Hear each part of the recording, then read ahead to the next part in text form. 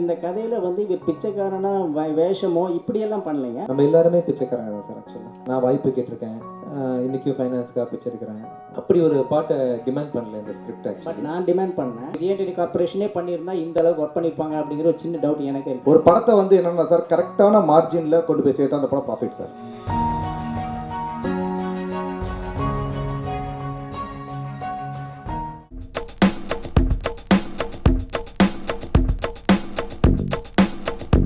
நான் இந்த படத்தில் வந்து பிச்சைக்காரனா இருக்கேன் ஆக்சுவலாக. ஸோ இந்த படத்துக்கு பிச்சைக்காரன்ற டைட்டில் தான் ரொம்ப பக்காவாக இருக்கும் அப்படின்றத நான் முழு மனசோட நம்பினேன்.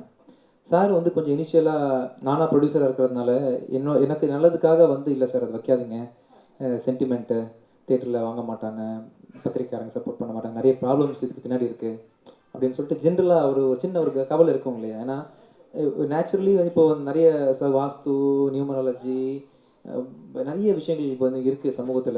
ஸோ அந்த இதில் வந்து இது உள்ளே போய் மாட்ட வாய்ப்புகள் இருக்குது, வேணான்னு சொல்லி சொன்னாங்க. பட் எனக்கு இந்த கதையில் உள்ள பாசிட்டிவிட்டி வந்து எல்லாத்தையும் தாங்கி தூக்கி பிடிச்சிடும் அந்த படத்தை அப்படின்னு நம்பிக்கை. சாருக்கும் அந்த நம்பிக்கை இருந்துச்சு, என் நல்லதுக்காக தான் சொன்னாங்க. ஸோ அதனால் வந்து ஆஸ் அ ப்ரொடியூசராக நான் பயப்படல. ஓகே சார் வச்சுக்கலாம் அப்படின்னு சொல்லிட்டு.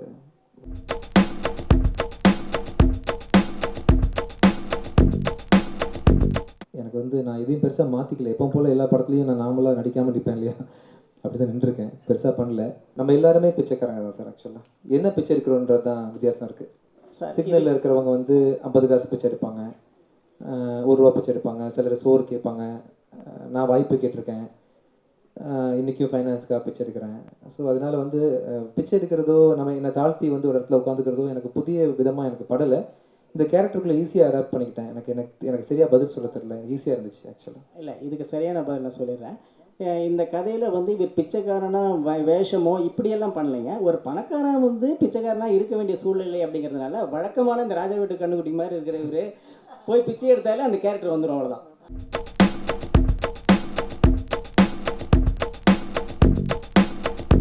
உண்மையாகவே ஆக்சுவலாக சார் கேட்டுக்கிட்டாங்க. ஒரு லொக்கேஷனில் போனோன்னா தத்ரூபமாக இருக்கும், நாங்கள் கேமராவை மறைச்சி வச்சுக்கிறோம் ஆட்டோக்கு மறைவில், நீங்கள் வேணால் போய் ட்ரை பண்ணுங்கன்னு சொன்னாங்க. சார் சொன்ன மாதிரி நிறைய இடத்துல உண்மையிலேயே போய் நான் பிச்சை எடுத்திருக்கேன். ஆக்சுவலி படத்தில் நிறைய வரல, பட் உண்மையிலேயே நான் ட்ரை பண்ணேன் ஆக்சுவலாக.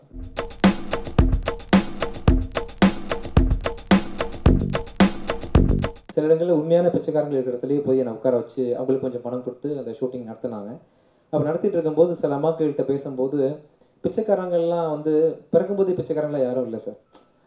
மருமகள் கொடுமையினால பையன் சரியாக கவனிக்க முடியாமல் வீட்டை விட்டு வெளியே வந்த ஒரு அம்மா பிச்சைக்காரியாக இருக்கிறாங்க. ஒரு ஆள்கிட்ட கேட்டுட்டு இருக்காங்க என்ன சார் அப்படின்னு பேசிகிட்டு இருக்கும்போது அவர் சொல்கிறாரு, நான் ரொம்ப 4 வருஷமாக இங்கே தான் பிச்சை எடுத்துருக்கேன் இந்த கோயில் பக்கத்துலன்றாரு. உங்களுக்கு கல்யாணம்லாம் எனக்கு ஒன்றும் புரியல, கேட்குறேன், தயக்கம் கேட்குறேன், உங்களுக்கு கல்யாணம் ஆயிடுச்சுங்களா எப்படி அப்படின்னு மாதிரி கேட்கும்போது, இருக்கா சார் என் பொண்ணு ஸ்கூலில் படிச்சுட்ருக்கேன், நான் படிக்க வச்சுட்ருக்கேன் பிச்சை எடுத்து அப்படின்னு சொல்லிட்டு. ஒவ்வொரு பிச்சைக்காரங்களுக்கும் மத்தியில் ஒரு வாழ்க்கை இருக்குது. நமக்கு வந்து அதெல்லாம் தெரியாது, பிச்சை எடுக்கிறான் இவங்களாம் கை கால் நல்லா தான் இருக்குது அப்படின்னா டக்குன்னு ஒரு ஈஸியாக மனசுக்குள்ள ரிஜிஸ்டர் பண்ணாமல் போயிடுறோம். அந்த கேரக்டர் வந்து வேல்யூ பண்ணிக்கிறது இல்லை. அவன் ஒரு மனுஷன் சமூகத்தால் தள்ளப்பட்டு அமுக்கப்பட்டு ஏமாற்றப்பட்டு அவன் வந்து பிச்சை எடுக்கால நிலைமைக்கு மாற்றப்பட்டுக்கான்றதுலாம் உள்ளே போய் யாரும் இது வரைக்கும் பார்த்தது இல்லை. பேசும்போது தெரியுது அவன் ஒரு பிள்ளையோட அப்பா, ஹீரோ, அவர் தான் சூப்பர் ஸ்டார் அந்த ஃபேமிலிக்கு. ஸோ அந்த மாதிரி ஒவ்வொரு குடும்பத்துலேயும் பிச்சைக்காரங்களில் பல பேர் காப்பாற்றுறதுக்காக பிச்சை எடுக்கிறாங்க அப்படின்றத ரீசெண்டாக நான் இந்த படம் மூலமாக தெரிஞ்சுக்கிட்டேன் ஆக்சுவலாக.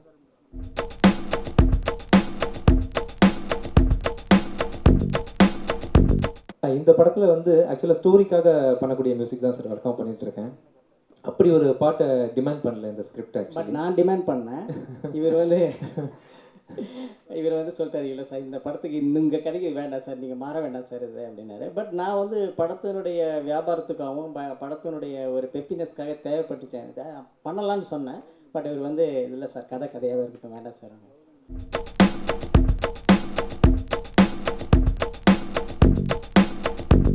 அப்படி இல்லை சார். ஆக்சுவலாக சார்கிட்ட நான் கதையெல்லாம் சொல்லாமல் வந்து கதை யார்கிட்டையுமே, ஏன்னா இவர் ப்ளஸ்ஸே என்னென்னா இந்த கதையில் என்ன யூனிக்னஸ் இருக்கோ அது யார் வந்தாலும் இவர் ரெடி படம் பண்ணுறதுக்கு.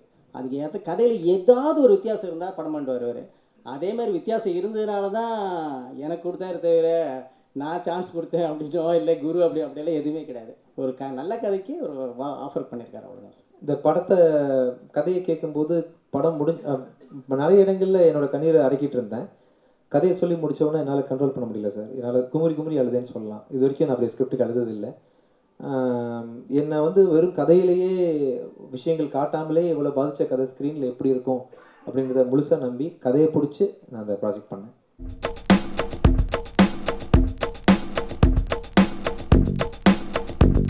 ஒன்றும் இல்லை சார், ஒருத்தர் பழகும்போது பேசும்போது நமக்கு ஒரு தெரியும் இல்லை சார், ஒருத்தர் பார்க்கும்போதே தெரியும்.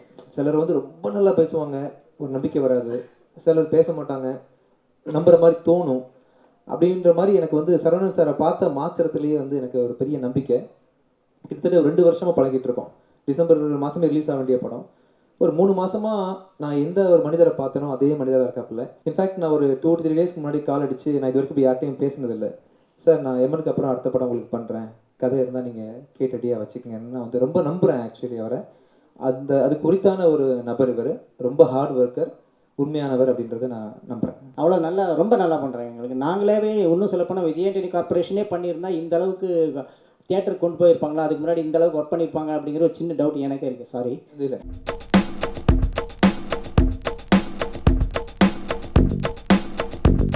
நாங்கள் வந்து படம் பண்ணலாம் அப்படின்னு சொல்லி நண்பர் கார்த்திக், ஸ்ரீதர் எல்லாம் என்கிட்ட சொல்லும் போது நாங்கள் அதை சப்போர்ட் பண்ணுறோம், படம் பண்ணுவோம் அப்படின்னு தேடிக்கிட்டு இருந்தோம் படம் பார்க்குறதுக்கு. அப்போ இந்த ட்ரெய்லர் வந்துருந்துச்சு, டீசர் வந்துருந்துச்சு. அது வரைக்கும் எங்களுக்கு அந்த ஐடியா இல்லை. அப்போ வந்து எங்களுக்கு என்னென்னா, சின்ன பட்ஜெட்டில் இருக்கணும், நல்ல படமாகவும் இருக்கணும். ஒன்று இதில் வந்து நம்மளும் தப்பிச்சுக்கணும். ஏன்னா உங்களுக்கு தெரியும், இது வந்து கோடியில் இருக்கிறதுனால இது கூட நம்பி வரவங்களையும் காப்பாற்றணும். இதுதான் எங்களுடைய மீது. நான் பார்க்கும்போது டீசர் பார்த்தோன்னே ரொம்ப பிடிச்சிருந்துச்சுங்க எல்லாத்துக்கும். அப்போ நான் நேராக போய் அதை நான் அடுத்த சொன்ன மாதிரி விஜய் ஆண்டனி சாரை போய் மீட் பண்ணோம், ஃபாத்திமா மேடம் பார்த்தோம். அப்போ கேட்டிருந்தாங்க, என்ன பண்ணிடுவீங்களா அப்படின்னு. என்ன பண்ணியிருக்கீங்கன்னா, நாங்கள் இது வரைக்கும் எதுவும் பண்ணது கிடையாது, அதையும் சொன்னோம். எப்படி பண்ணுவீங்க அப்படின்னே. அப்புறம் சார் வந்து எனக்கு கொஞ்சம் வந்து எல்லாத்துக்கும் வந்து எக்ஸ்பீரியன்ஸ் அது இருந்ததுனால, கண்டிப்பாக நான் பண்ணுவோம் சார். எங்களுக்கு ஒன்றே ஒன்று தான் சார், இந்த படத்தை வந்து நான் ஒரு பிளான் பண்ணியிருந்தேன் சார். என்னென்னா, இந்த படத்தை வாங்குகிற எக்ஸிபிட்டர்ஸ்க்கும் எந்த பிரச்சனை இருக்கக்கூடாது, டிஸ்ட்ரிபியூட்டு ஆனால் எங்களுக்கும் எந்த பிரச்சனை கூடாது, ப்ரொடியூசர்ஸ்க்கு எந்த ப்ராப்ளம் இருக்கக்கூடாது. என்னென்னா, ஒரு படத்தை வந்து என்னென்னா சார், கரெக்டான மார்ஜினில் கொண்டு போய் சேர்த்தா அந்த படம் ப்ராஃபிட் சார். நான் எல்லாத்துக்கும் அதான் சொன்னேன். என்னென்னா, ஒருத்தவங்கள்ட்ட வந்து இப்போ ஒரு உதாரணத்துக்கு ஒரு 50 லட்ச ரூபா ஒரு ஏரியா இருக்குன்னு வச்சுக்கோங்களேன். அவங்கள்ட்ட போய் 60 லட்ச ரூபா கொடுத்துட்டு படம் ஓடாமல் 10 லட்சம் திருப்பி வாங்குறதுக்கு 40 லட்ச ரூபாய்க்கு விற்றுட்டு 10 லட்சம் அவன் கையிலேருந்து லாபமாக வாங்கினோம்னா, எந்த ஒரு தொழிலும் லாபமாக வாங்கினோம்னா அது மாதிரி ஒரு சந்தோஷம் எதுவுமே கிடையாது. அந்த லாபம் வர்றதுக்காக அதனால தான் எங்களுக்கு வந்து பார்த்தீங்கன்னா எல்லாருமே சொல்லுவாங்க, இந்த படம் வாங்கி வச்சுருந்தோம் கடைசி வரைக்கும் வியாபாரம் இல்லை அப்படின்லாம். இல்லை சார், நாங்கள் வந்து கரெக்டான விலைக்கு கரெக்டான சொன்னோடனே எங்கள்கிட்ட வந்து 3வது நாள் 4வது நாள் எல்லா பேருமே வந்து அப்ரோச் பண்ணாங்க. எல்லாத்தையும் பிடிச்சிருந்துச்சி, நாங்கள் விலை கரெக்டாக சொன்னோம். அவங்களும் பார்த்துட்டு கண்டிப்பாக இந்த விலைனால பண்ணிக்கிறேன்னு சொல்லிட்டாங்க. அதில் வந்து நாங்கள் வந்து ரொம்ப ஆசைப்படல சார். என்னென்னா, இதை வந்து கரெக்டாக போய் சேர்க்கணும் ஃபஸ்ட்டு. அதனால நாங்கள் ஃபஸ்ட்டு என்ன செஞ்சோம், அந்த வேலையை முடிச்சுட்டு அதுக்கப்புறம் ஒரு படம் வந்து சேர்றதுக்கு ரொம்ப முக்கியமான காரணம் வந்து ப்ரொமோஷன். இன்னொன்று, அது வந்து நானே இப்போ நான் பக்கத்தில் நின்று வேற கூட வேலை பார்த்துருக்கேன். டேரெக்டாக வந்து பார்க்கும்போது எவ்வளோ ப்ரெஷர் இருக்குன்னு எனக்கு இப்போ தான் புரியும். ஏன்னா டெய்லி வந்து அவ்வளோ ஒர்க் பண்ண வேண்டியது இருக்குது. டெய்லி காலையில் நாங்கள் தூங்கி எழுந்திரிச்சாலேருந்து நைட்டு 1 மணி 2 மணி ஆயிடுது தூங்குறதுக்கு. டெய்லி அவ்வளோ ஒர்க்கு வந்துக்கிட்டே இருக்கும். வேலை பார்த்து இந்த அளவுக்கு இந்த படத்தை வந்து அடுத்தடுத்த கிரேடு கொண்டுட்டு வந்து இப்போ நாங்கள் வந்து இந்த ஒரு வாரம் தான் நாங்கள் இங்கே ப்ரூவ் பண்ணணும். என்னென்னா, இப்போ நம்மளை மாதிரி நம்ம இது கூட வந்து இன்னொரு 3 படம் வருது. என்னென்னா, நம்ம எந்த அளவுக்கு ஹார்ட் ஒர்க் பண்ணுறோமோ அதை தாண்டி அவங்களும் ஹார்ட் ஒர்க் பண்ணுறாங்க. இப்போ நம்ம வந்து அதுக்கப்புறம் எல்லாம் ஆடியன்ஸ் தான். ஆனால் கொண்டு போய் சேர்க்குறதுன்னு ஒரு விஷயம் இருக்குல்ல சார். என்னென்னா, நிறைய படம் வந்து வந்துருச்சா அப்படின்னு தெரியாமல் ப்ராப்ளம் வந்துடுது. ஏன்னா என்னுடைய வேலை வந்து அதான் சொன்னேன் சார், வியாழக்கிழமை நைட்டு வரைக்கும் தான் நம்ம கையில் இருக்குது.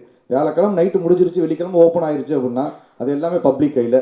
அதுக்கப்புறம் டேரக்டரும் ஹீரோ வந்து அந்த உள்ள, ஏன்னா அவங்கள தான் ஆடியன்ஸ் பார்த்துட்டு அவங்க சொல்லிடுவான் நல்லா இருக்கு, அது எது எல்லாமே அவங்க யாருமே கண்ட்ரோல் பண்ண முடியாது. ஏன்னா 100 ரூபா டிக்கெட் கொடுத்த படம் பார்க்குற யாருக்கும் தெரிஞ்சும் கிடையாது. மதுரை கிட்டக்க ஒருத்தவங்க ஒரு படம் பார்க்குறாங்க அப்படின்னோம்னா அவங்களுக்கு சம்மந்தமே கிடையாது. அது நல்லா இருக்குன்னா நல்லா இருக்குன்னு சொல்லுவான், நல்லா இல்லைன்னா நல்லா இருக்குன்னு சொல்லுவான். அதனால் வந்து எங்களால் முடிஞ்ச ஹார்ட் ஒர்க்கை பண்ணி இதை கொண்டு வந்து சேர்த்துருக்கோம் சார். அவ்வளோ.